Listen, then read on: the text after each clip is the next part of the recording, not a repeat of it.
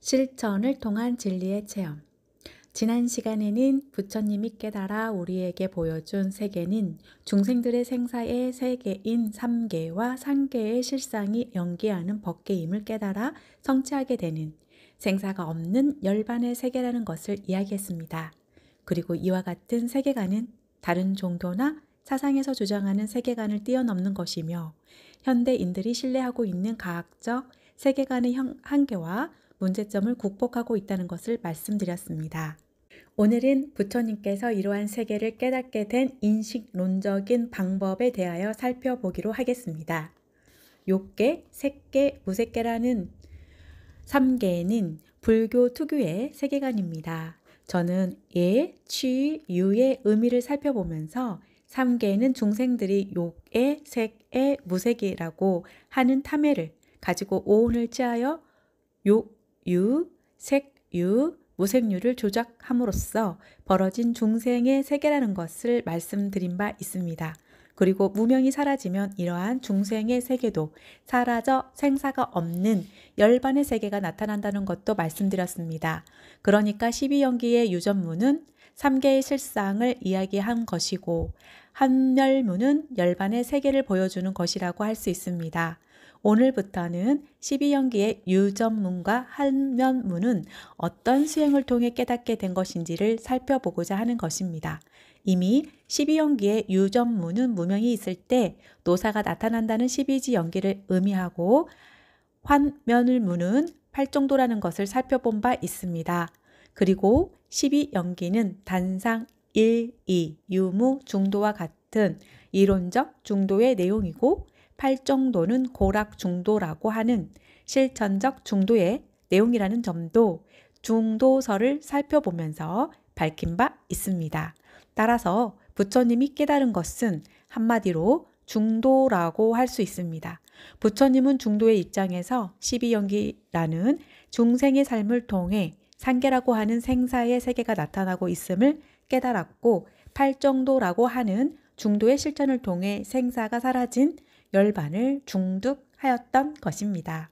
부처님은 중도의 깨달음을 성취함으로써 당시의 사문이나 바라문의 사상을 사견이라고 비판하였습니다.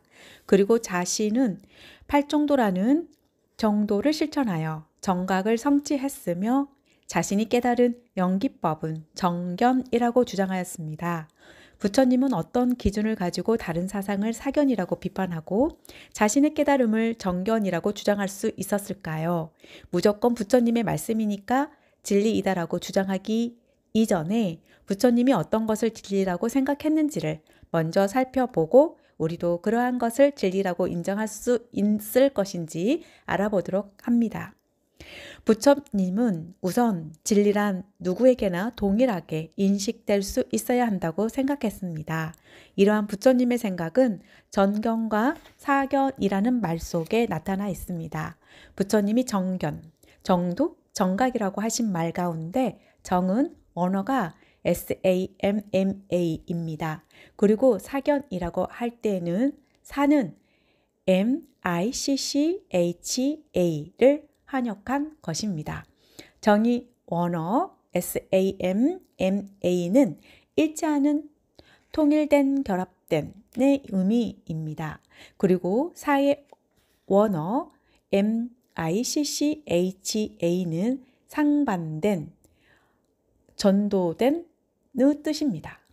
그러니까 부처님은 누구에게나 일치하는 통일된 그리고 진실과 합당한 견해를 정견이라고 하고 사람에 따라 서로 상반되는 진실인 전도된 견해를 사견이라고 하고 있습니다. 진리는 사람에 따라 달리 인식되거나 달라지는 것이 아닙니다.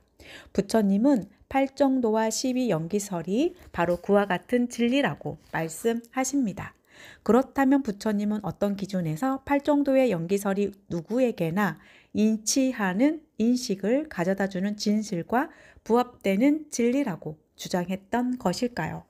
세상에는 여러 가지 진리의 기준이 있습니다. 기독교에서는 성경이 진리의 기준입니다. 성경은 신의 말씀을 기록한 것이기 때문에 성경의 말씀에 어긋나지 않는 것이 진리입니다. 철학자들은 논리학이 진리의 기준이 된다고 주장합니다. 논리적으로 모순이 없으면 진리라는 것이지요. 어떤 사람은 자신에게 그럴듯하게 생각되는 사상체계를 진리의 기준으로 삼습니다. 예를 들어 마르쿠스의 유물 변증법을 진리라고 생각하는 사람들은 마르쿠스의 사상체계를 진리의 기준으로 생각한 것입니다. 어떤 사람들은 자신의 신념을 진리의 기준으로 생각합니다. 태양이 지구의 주위를 돌고 있다고 생각한 옛날 사람들은 태양이 지구의 주위를 돈다고 믿었던 신념에서 그렇게 생각했던 것입니다. 어떤 사람들은 자신의 기호를 진리의 기준으로 삼습니다. 고대 히라브 소피스트들이 이런 사람들입니다. 소피스트들은 인간은 만물의 척도이다 라고 주장했습니다. 사람 개개인이 진리의 기준이라는 것이지요. 요즘 민주주의는 이러한 진리관에 서 있습니다. 다수의 주장에 따라야 한다는 민주주의의 입장은 사람의 기호에 따라 진리가 결정된다는 생각과 다를 바가 없습니다. 많은 사람이 좋아하는 것을 진리로 수용하는 것이 민주주의입니다. 부처님은 majima-nika 95.cankisutta에서 이러한 것들은 진리의 기준이 될 수 없다고 다음과 같이 말씀하십니다. 바라드와 자여, 서로 모순되는 두 가지 결론을 갖는 5가지 법이 있다. 신념, 기호, 종교적 권위가 있는 전설, 논리적인 추론, 사변에 의한 독단적인 사상의 승인, 이들이 2가지 결론을 갖는 5가지 법이다.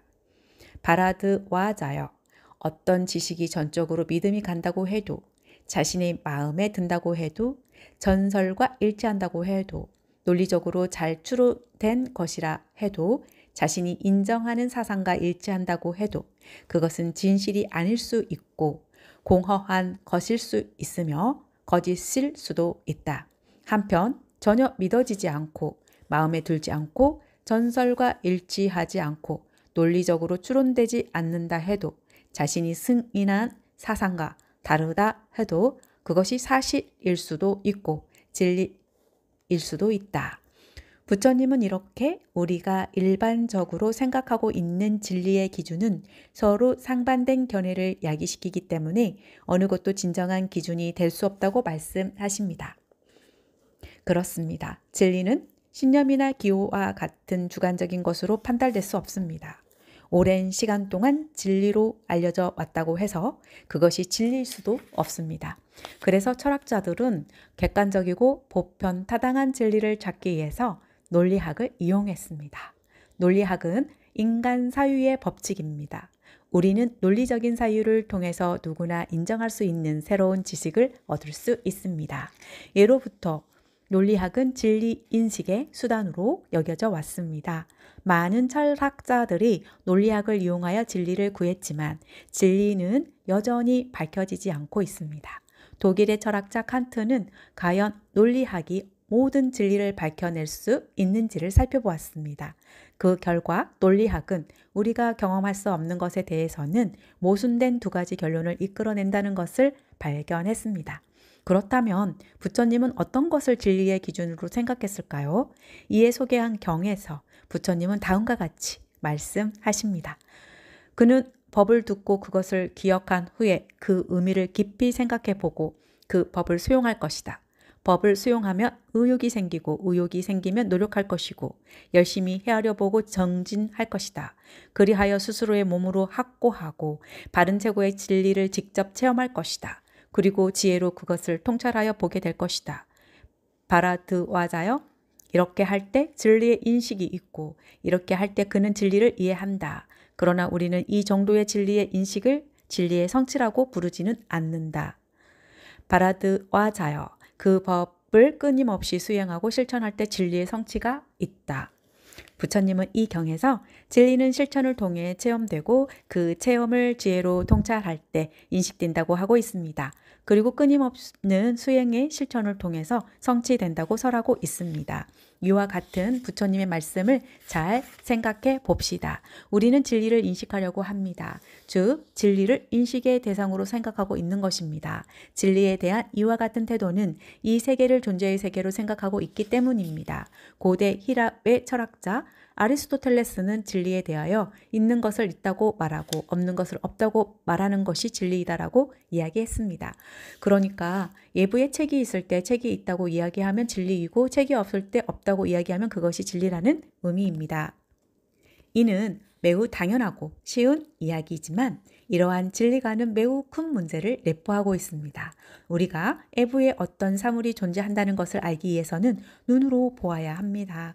만약 우리가 눈을 통해 본 것이 애부의 존재와 동일한 것이라면 진리의 인식에 아무런 문제가 없습니다. 그런데 우리의 눈에 통해 보이는 것과 애부의 존재가 좀 동일하다는 것을 증명하기란 쉽지 않습니다. 생명인 사람이 본 꽃의 빛깔과 정상적인 사람이 본 꽃의 빛깔은 동일하지 않습니다. 자외선을 볼 수 있는 벌이나 나비가 본 꽃의 빛깔과 사람이 본 꽃의 빛깔은 동일하지가 않습니다.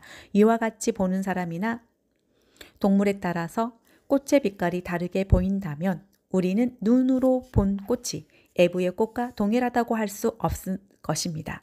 따라서 진리를 인식하는 문제는 철학에서도 가장 어려운 문제가 되고 있습니다. 진리를 인식하는 문제가 이렇게 해결되지 않고 있는 것은 모든 사물이 개별적으로 존재하고 있다고 생각하기 때문입니다. 그리고 이런 생각을 고집하는 한 진리를 인식하는 문제는 결코 해결될 수가 없습니다. 인식되는 존재와 인식하는 존재가 별개의 존재라고 한다면, 즉 인식하는 주관과 인식되는 객관이 대립적으로 존재한다고 한다면 주관의 인식 내용은 항상 주관의 내부에서 형성되기 때문에 객관과 일치할 수가 없는 것입니다. 이러한 생각에서 독일의 철학자 칸트는 예부의 대상 자체는 인식할 수 없다고 결론을 내렸습니다. 부처님은 나와 객관의 세계가 개별적으로 존재하고 있는 것이 아니라 함께 연계한다는 사실을 깨달았습니다. 이와 같은 깨달음은 논리적인 사유를 통해서 얻어진 것이 아니라 실전을 통해서 체험된 것입니다. 그리고 체험의 내용을 지혜로 통찰하여 인식하게 된 것이 연기법이라는 진리입니다. 체험은 주관과 객관이 분리되어서 는 있을 수가 없습니다. 우리가 수박을 앞에 놓고 아무리 바라보아도 수박의 맛을 알 수 없습니다. 수박을 먹어보고 그 맛을 생각할 때, 즉 주관과 객관의 합일되었을 때 비로소 수박의 단맛을 알 수 있는 것입니다. 진리의 인식도 이와 같습니다. 진리는 실천을 통해 체험된 후에 그 체험을 지혜로 통찰함으로써 인식되는 것입니다. 체험은 실천을 통한 주관과 객관의 합의를 의미합니다. 진리가 실천을 통해 체험되는 것이라면 진리는 인식에 그쳐서는 안 되고 우리의 삶을 통해 항상 실현되어야 할 것입니다. 부처님이 진리의 인식에 그쳐서는 안 되고 진리를 성취해야 한다고 말한 것은 이러한 까닭에서입니다. 연기법은 인식의 대상이 아니라 실천의 대상이며 체험의 내용입니다. 무명이 있으면 생사의 괴로움이 있다는 체험을 통해 무명을 멸하여 생사의 괴로움에서 벗어나려는 의욕을 가질 수 있고, 그와 같은 의욕을 가지고 무명을 없애는 수행을 할 때 생사의 괴로움에서 벗어나는 체험을 하게 되는 것입니다. 이러한 체험은 일회적으로 해서는 안 됩니다. 끊임없는 수행을 통해서 생사의 괴로움이 다시는 생기지 않는 열반을 성취하지 않으면 안 되는 것입니다. 이와 같이 연기설이라는 진리는 누구나 실천하면 동일하게 체험하고 인식하고 성취할 수 있는 것이기 때문에 전경이라고 하는 것입니다.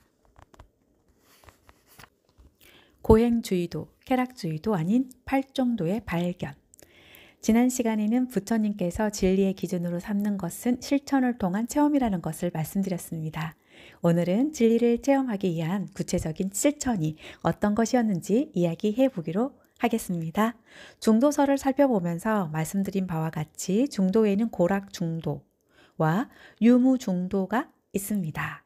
고락중도는 우리의 인생이 의미 있는 삶이 되기 위해서는 맹목적인 고행을 수행으로 삼아서는 안 되고 감각적 쾌락을 추구하셔도 안 된다는 것입니다. 즉 팔정도의 실천이 인생의 바른 길이며 그것이 고락중도입니다. 유무중도는 불멸하는 자아가 존재한다는 견해나 불멸하는 자아는 존재하지 않으므로 우리의 인생은 죽으면 그만이다라는 견해는 모두가 사견이므로 연기법의 진리를 깨달아 이러한 사견에서 벗어나야 한다는 것입니다. 즉 12연기를 바르게 이해하는 것이 유무중도입니다.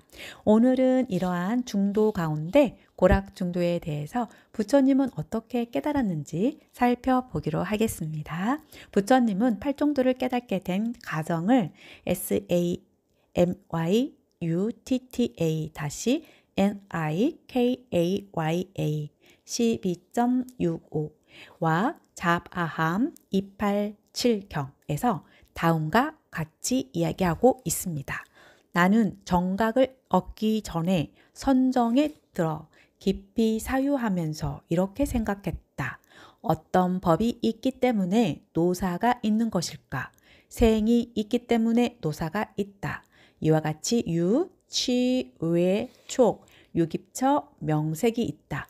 어떤 법이 있기 때문에 명색이 있고 어떤 법을 조건으로 명색이 있는가를 바르게 사유한 결과 식이 있기 때문에 명색이 있고 식을 조건으로 명색이 있다라는 지혜에 대한 분명한 이해가 생겼다. 내가 이렇게 사유했을 때는 이 식이 명색으로 되돌아가 명색에서 벗어나지 못하고 이것 식과 명색을 한 개로 늙고 쇠하여 다시 태어나고 죽어서 다음 세상으로 가서 다시 태어났다. 그러므로 이 명색을 조건으로 하는 식, 식을 조건으로 하는 명색, 명색을 조건으로 하는 유깁처, 유깁처를 조건으로 하는 촉 내지 이와 같이 완전한 괴로움의 덩어리가 집했다. 비구들이여 나에게 집이라고 하는 전에는 들어본 적이 없는 법에 대한 안목이 생기고 이해가 생기고 지혜가 생기고 명이 생기고 강명이 생겼던 것이다. 그때 나는 이렇게 생각했다. 무엇이 없으면 노사가 없을까? 무엇이 멸하면 노사가 멸할까? 그때 나에게 생이 없으면 노사가 없고 생이 멸하면 노사가 멸한다라는 지혜에 의한 분명한 이해가 생겼다. 비구들이여 그때 나는 이렇게 생각했다. 무엇이 없으면 생기 없고 유가 없고 치가 없고 애가 없고 수가 없고 촉이 없고 입처가 없고 명색이 없을까? 무엇이 멸하면 명색이 멸할까? 비구들이여 그때 나에게 식이 없으면 명색이 없고 식이 멸하면 명색이 멸한다라는 지혜를 의한 분명한 인식이 생겼다. 비구들이여 그때 나는 이렇게 생각했다. 나는 명색이 멸하면 식이 멸하고 식이 멸하면 명색이 멸하며 명색이 멸하면 유입처가 멸하고 유깁처가 멸하면 촉이 멸하고 내지 이와 같이 완전한 괴로움의 덩어리가 멸한다라는 도의 깨달음에 도달했다. 비구들이여 멸이라고 하는 전에는 들어본 적이 없는 법에 대한 안목이 생기고 이해가 생기고 지혜가 생기고 명이 생기고 광명이 생겼던 것이다. 비유하면 비구들이여 숲속을 거닐 때 사람이 옛사람이 따라갔던 길,액길을 발견하고 그 길을 따라가서 옛날의 왕성을 발견한 것과 같다. 비구들이여 어떤 것이 옛날에 등정각을 이룬 사람이 따라갔던 옛길인가? 그것은 거룩한 팔정도이다. 말하자면 정견 내지 정정이다.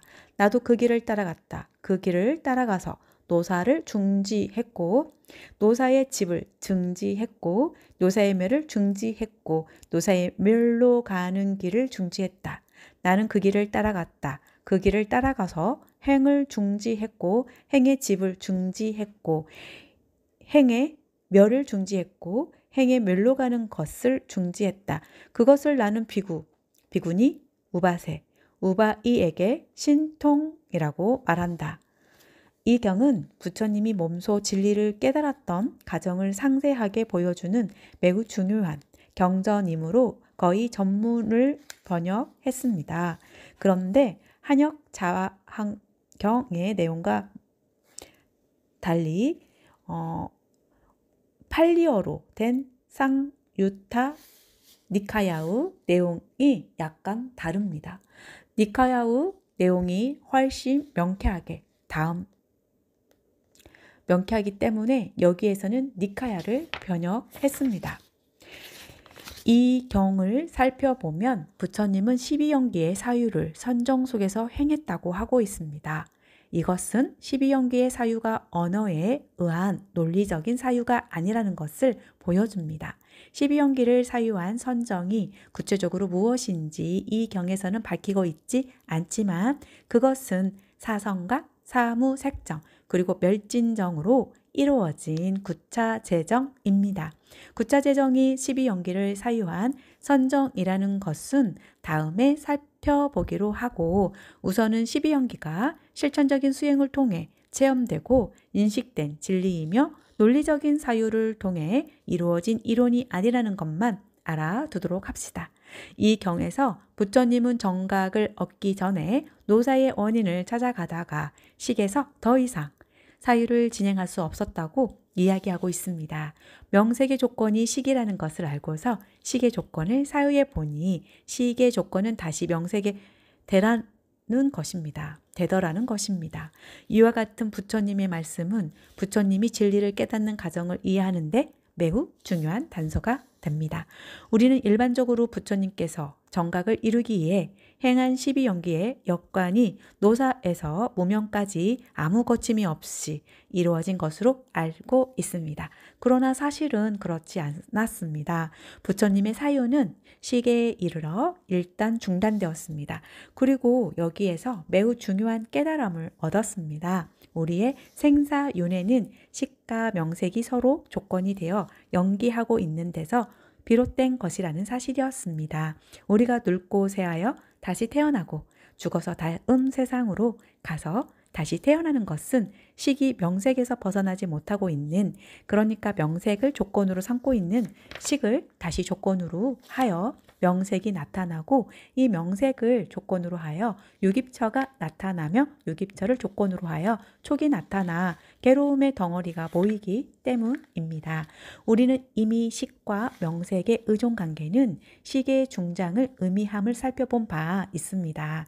부처님은 식의 중장을 통해 오온이라고 하는 괴로움 덩어리가 모인다는 것, 즉 집을 깨달은 것입니다. 이러한 집의 깨달음을 부처님은 지혜와 명이 생긴 것이라고 말합니다.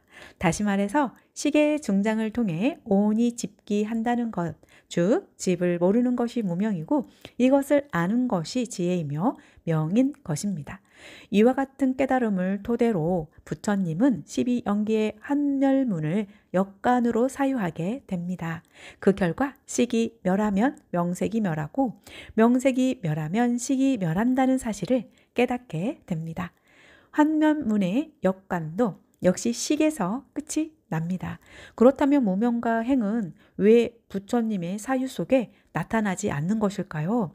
무명과 행은 식까지의 사유 속에 내재해 있습니다. 식과 명색이 서로 의존하는 가운데 식이 중장하여 오온이 직기한다는 사실을 모르는 상태가 무명입니다. 그리고 이 사실을 모르기 때문에 계속해서 식을 중장시켜 명색을 나타내게 하는 것입니다.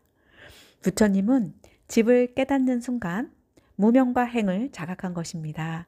지금까지 집을 알지 못한 무명이기 때문에 식을 중장하는 행을 해왔다는 사실을 깨달은 것이지요. 그래서 부처님은 집을 알고서 무명을 멸하여 그와 같은 행을 그치고 한멸문을 수행할 수 있었던 것입니다. 그렇다면 부처님이 수행한 한멸문은 어떤 것이었을까요? 그것은 이 경에서도 밝히고 있듯이 팔정도입니다. 따라서 한면문의 사유는 단순한 논리적인 사유가 아니라 팔정도라는 구체적인 실천을 통한 사유라는 것을 알 수 있습니다. 즉 환멸문의 역관의 가정이 팔정도의 실천이었던 것이며 역관을 통해 생사의 근본이 멸하는 것을 확인하고서 팔정도가 생사를 멸하고 열반에 이르는 바른 길임을 확신하게 된 것입니다. 고락중도, 즉 실천적 중도인 팔정도는 이렇게 한열문의 역관을 통해 발견되었습니다. 그러나 이것은 진리의 인식일 뿐 진리의 성취라고 할 수는 없습니다. 팔정도의 발견을 통해 열반에 이루는 길이 발견되었다 할지라도 열반을 성취하지 않는다면 목적지에 이르는 길을 알고도 가지 않는 것과 다름이 없기 때문입니다. 그래서 부처님은 이 길을 따라가리라고 결심하고 그 길을 따라가면서 무명에 의한 삶을 통해 나타나는 세계는 괴로움이라는 것을 더욱 절실하게 느끼면서 이 모든 괴로움은 시기, 명색을 의지해서 증장하는 가운데 새로운 명색이 다시 말해서 끊임없이 행이 중장하여 오온이라는 괴로움 덩어리가 모여서 나타나기 때문이라는 이치를 체험적으로 인식했습니다. 그리고 팔정도를 실천하면서 팔정도의 실천에 의해 괴로움이 멸하는 것을 체험했습니다. 즉 팔정도가 괴로움의 멸에 이루는 바른 길이라는 것을 체험하게 됩니다. 사성제는 이렇게 진리를 성취하면서 명증적으로 체험된 진리입니다. 그렇다면 진리의 성취란 진리의 인식과 어떻게 다른 것일까요? 진리의 인식을 처음 진리를 체험한 것이라면 진리의 성취는 항상 진리를 체험하면서 살아가는 삶을 의미합니다. 팔정도라는 길을 발견한 것이 고락중도라는 진리의 인식이라면 팔정도라는 인생의 바른 길을 따라가는 것은 진리의 성취가 되는 것입니다. 다시 말해서 우리의 삶이 항상 팔정도라는 인생의 바른 길에서 벗어나지 않는 가정 속에서 진리의 성취가 이루어지는 것입니다. 그리고 이와 같은 진리의 성취를 열반이라 부릅니다. 실천적 중도인 고락중도가 인식되는 가정은 이렇게 팔정도를 발견하는 가정이라는 것이 밝혀졌습니다. 그러나 아직 이론적 중도인 의무중도가 어떻게 해서 발견되었는지는 구체적으로 드러나지 않습니다. 물론 유무중도는 12연기를 의미하기 때문에 팔정도와 별개의 것은 아닙니다. 부처님은 괴로움의 원인이 집이라는 사실을 깨닫고 할면문을 수행해서 팔정도를 발견했다고 하는데 부처님은 어떻게 집이라는 전대, 미문의 사실을 깨닫게 되었는가는 이 경에서 밝혀지지 않고 있다는 것입니다. 부처님은 나에게 집이라고 하는 전에는 들어본 적이 없는 법에 대한 안목이 생기고 이해가 생기고 지혜가 생기고 명이 생기고 강명이 생겼다라고 말할 뿐 그와 같은 안목과 지혜는 어떤 과정을 통해서 생기게 되었는지는 구체적으로 말하지 않고 있기 때문에 우리는 다른 경에서 그 과정을 찾아보지 않을 수 없습니다. 집의 의미를 살펴볼 때 언급했듯이 집은 마음속에 연기한 체험의 내용이 모여서 존재의 모습으로 나타나는 것을 의미합니다.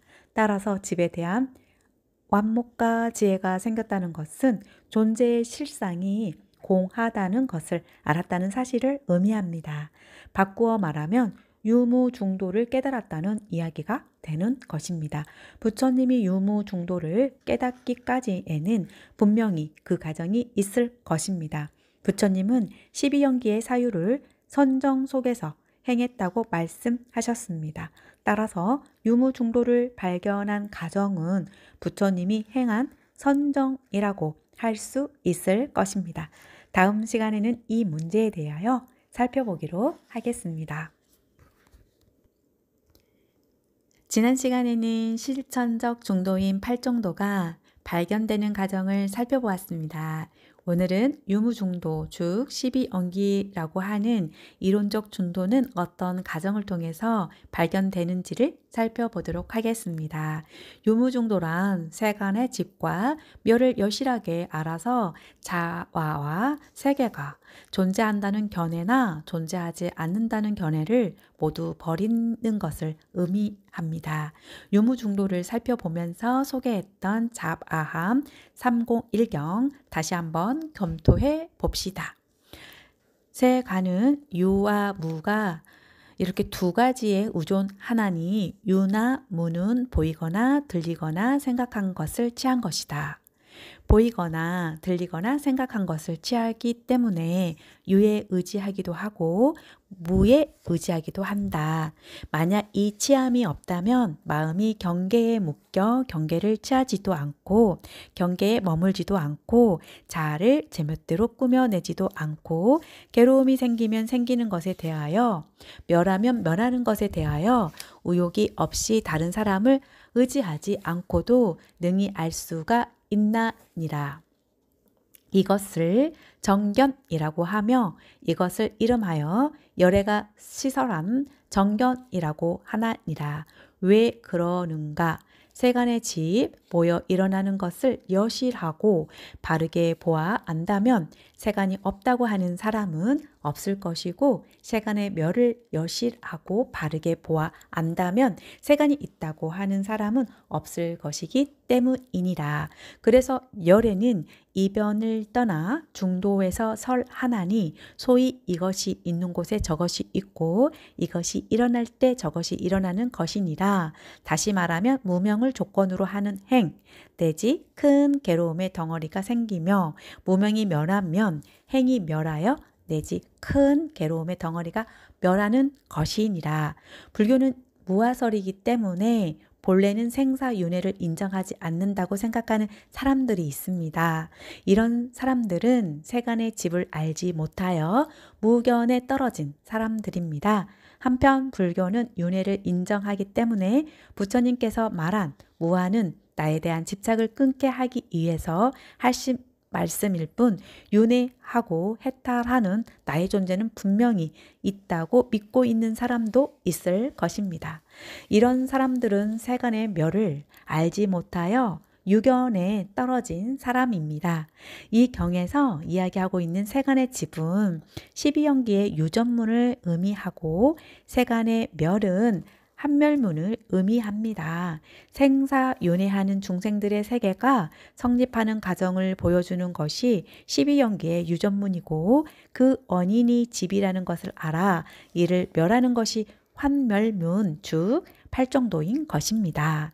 세간이 성립하는 모습도 진리이고 이를 알아서 세간을 멸하는 길도 진리입니다. 불교에서는 이러한 두 가지의 진리를 이제라고 합니다. 세간이 성립하는 모습을 세속제라고 하고 세간이 멸하는 길을 진제 또는 제1례제라고 하는 것입니다. 그러니까 부처님은 12연계의 유전문에 의해서 설명되고 있는 세간의 집, 즉 세속제를 깨닫고서 팔정도라고 하는 제1의 제를 발견했으며 제1의 제를 실천하여 열반을 성취한 것입니다. 그리고 이러한 자신의 체험을 우리에게 이야기한 것이 불교입니다. 따라서 부처님의 모든 가르침은 이제의 구조로 되어 있다고 할 수 있습니다. 이것을 용수보살은 중론 관사 제품에서 다음과 같이 이야기하고 있습니다.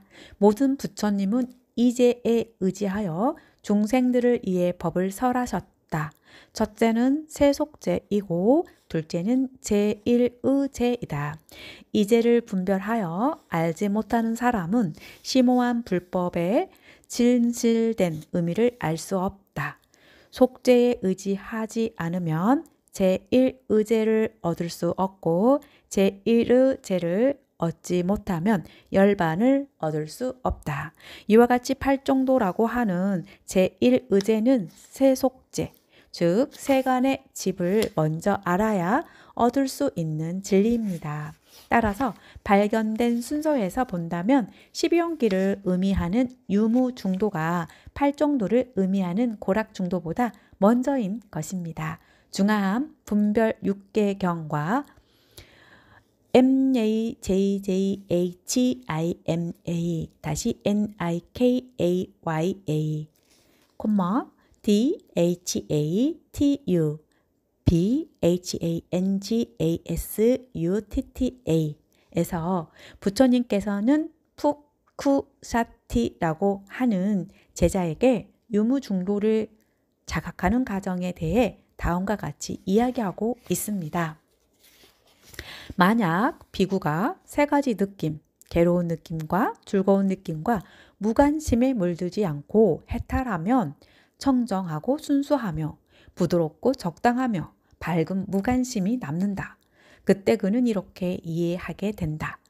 만약 내가 이 청정하고 순수한 무관심을 공무변처에 집중하여 공무변처에 알맞는 법과 마음을 수습하면 나의 이 무관심은 공무변체에 의지하여 공무변처를 취하여 오랫동안 머물 것이다. 만약 내가 이 청정하고 순수한 무관심을 식무변처에 집중하여 식무변처, 무소유처, 비우상비, 무상처에 알맞는 법과 마음을 닦아 익히면 나의 이 무관심은 식무변체에 의지하여 식무변처를 취하여 오랫동안 머물 것이다. 그는 또 이렇게 이해하게 된다. 만약 내가 이 청정하고 순수한 무관심을 공무변처에 집중하여 공무변처에 알맞는 법과 마음을 닦아 익힌다면 이것은 조작된 것이다. 만약 내가 이 청정하고 순수한 무관심을 식무변처, 무소유처, 비유상비, 무창처에 집중하여 이것에 알맞는 법과 마음을 닦아 익힌다면 이것은 조작된 것이다. 그는 공식, 무소유, 비유상비, 무상이 조작된 유이라는 것을 알고서 유나 무를 만들지 않고 생각해내지 않게 된다. 그는 유나 무를 만들지 않고 생각해내지 않기 때문에 세간의 어떤 것도 집착하지 않기 때문에 근심하지 않기 때문에 스스로 열반에 들어간다. 이 경에서는 이와 같이 유의법이 조작된 것이라는 사실을 깨닫고 유무의 사유에서 벗어나기까지의 과정을 보여주고 있습니다. 이 과정은 먼저 우리의 마음을 고락의 감정에 물들지 않는 평정한 무관심의 상태로 만들어 그 마음을 공무변처, 식무변처, 무소유처, 비유상비, 무상처에 집중한 다음 그것이 조작된 것임을 깨닫는 것입니다. 이러한 과정은 한마디로 구차재정이라고 할 수 있습니다. 구차재정은 열반에 이루는 9단계의 선정을 의미합니다. 다시 말해서 사선, 사무색정, 멸진정을 차례로 닦는 것을 구차재정이라고 합니다. 사선을 통해서 얻어지는 것이 고락의 감정에 휩쓸리지 않는 평정한 무관심입니다. 따라서 이 경은 사선을 닦아서 평정한 무관심을 얻게 되면 그 마음으로 사무색정을 닦아서 멸진정에 들어가는 과정을 보여준다고 할 수 있으며 그 과정을 통해서 유무이견을 떠나 중도를 깨닫게 된다는 것을 이야기하고 있습니다. 이와 같이 생각할 때 유무중도는 구차재정의 수행을 통해 발견되었다는 사실을 알 수 있습니다. 그러므로 부처님이 노사의 원인을 사유하여 팔정도를 발견할 때 들어갔다는 선정은 곧 구차재정인 것입니다. 따라서 부처님은 구차재정을 수행하여 12연계의 유전문 즉 집을 깨달았고 그 깨달음을 바탕으로 팔정도를 실천한 결과 12연기의 환멸문 즉 멸을 체험했다고 할 수 있습니다. 그렇다면 부처님이 깨달은 집과 멸은 구체적으로 어떤 것일까요? 자바함 65경에서 부처님은 다음과 같이 이야기하고 있습니다. 세존께서 비구들에게 이르셨다. 항상 방편을 닦아 익혀 성정에서 사유하되 안으로 그 마음을 고요하게 해야 한다. 왜냐하면 비구가 항상 방편을 닦아 익혀 성정에서 사유하되 안으로 그 마음을 고요하게 하면 여실하게 관찰할 수 있기 때문이다. 어떻게 하는 것이 여실하게 관찰하는 것인가? 이것은 색이다. 이것은 색집이다. 이것은 생멸이다. 이것은 수상행식이다. 이것은 식집이다. 이것은 식멸이다. 라고 관찰하는 것을 말한다. 어리석은 범부는 고, 낙, 불고, 불악의 수를 여실하게 관찰하지 못했기 때문에 수를 즐겨 집착함으로써 취가 생긴다. 취를 연하여 유가 있고 유가 연하여 생이 있고 생을 연하여 노, 병, 사, 우비, 고뇌가 있다. 이와 같이 큰 괴로움 덩어리는 집으로부터 생긴다. 이것을 색집이라고 하고 수상행, 식집이라고 한다. 어떤 것이 생멸이며 수상행, 식멸인가? 다문성 제자는 고, 낙, 불고, 불락의 수를 느끼면 수의 집과 멸과 미와 환과 이를 여실하게 관찰하나니 여실하게 관찰하기 위하기 때문에 즐겨 집착하는 마음을 멸한다. 집착을 멸하기 때문에 치가 멸하고 치가 멸하기 때문에 유가 멸하고 유가 멸하기 때문에 생이 멸하고 생이 멸하기 때문에 노, 병, 사, 우비, 고뇌가 멸한다. 이와 같이 큰 괴로움 덩어리가 모두 멸하게 된다. 이것을 색멸이라고 하고 수상행, 식멸이라고 한다. 이 경에서 집은 촉에서 발생한 수를 애착하는 것을 의미하고 멸은 수에 대한 애착을 멸하는 것이라고 하고 있습니다. 촉은 전에 살펴본 바와 같이 18개를 인연으로 생겨서 18개의 의식 내용을 존재로 느끼는 의식 상태입니다. 그리고 이 촉에서 수상사가 발생하여 오온의 진로가 된다는 것을 우리는 앞에서 살펴본 바 있습니다. 집은 이 촉에서 발생한 의식에 대하여 애착을 가지고 집착하는 것을 의미합니다. 이것을 자아함 41경에서는 다음과 같이 이야기하고 있습니다. 모든 색은 사대와 사대로 만들어진 색이다. 이것을 색이라고 부른다. 색을 좋아하고 사랑하는 것을 색집이라고 한다. 육수신이 있다. 안쪽에서 생긴 수와 이 비설신 의쪽에 생긴 수, 이것을 수라고 부른다. 촉집이 수집이다. 안쪽에서 생긴 상과 이 비설신 의쪽에서 생긴 상, 이들 육상식을 상이라고 부른다. 촉집이 상집이다. 안쪽에서 생긴 사와 이비설신 의쪽에서 생긴 사, 이들 육사신을 행이라고 부른다. 촉집이 행집이다. 안식신과 이비설신 의식신, 이들 육신신을 식이라고 부른다. 명색의 집을 식집이라고 부른다. 또 자바함 230경에서는 유깁처가 집하면 촉이 집한다라고 하고 있습니다. 이와 같이 집은 유깁처라는 욕탐에 묶인 마음으로 살아가면 촉이 발생하고 촉에서 생긴 의식의 내용에 애착을 가지고 집착함으로써 이들을 취하여 오온이라는 괴로움 덩어리를 만드는 것을 의미합니다. 그러므로 부처님께서는 구차 재정이라는 단계적인 선정을 통해 식과 명색이 상호 인연이 되어 노사가 연계하는 것을 사유하는 가정에서 중생들은 유깁처라고 하는 허망한 생각을 자아라고 생각하면서 촉에서 생긴 의식을 집착하고 취해서 오온이라는 괴로움 덩어리를 만들고 있다는 사실, 즉 집을 깨닫게 된 것입니다.